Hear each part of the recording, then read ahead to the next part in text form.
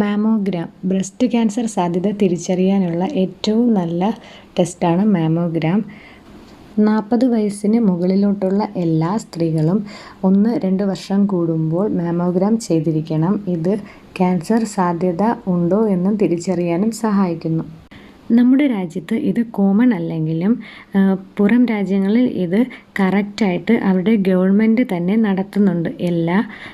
എല്ലാ 1-2 കൊല്ലം കൂടുമ്പോഴും ഗവൺമെൻറ് തന്നെ ഫ്രീ ആയിട്ടാണ് മാമോഗ്രാം ചെയ്യുന്നത്. അതുകൊണ്ട് തന്നെ പുറം രാജ്യങ്ങളിൽ ഇപ്പോൾ ബ്രസ്റ്റ് ക്യാൻസർ സാധ്യത കുറഞ്ഞു വരികയാണ്.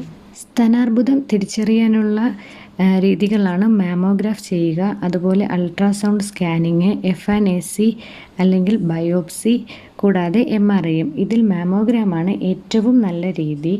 കൂടാതെ അൾട്രാസൗണ്ട് സ്കാനിങ്ങും ഉണ്ട്. സാധാരണ 40 വയസ്സിന് താഴെ ഉള്ള സ്ത്രീകളിൽ ചെയ്യുന്നതാണ്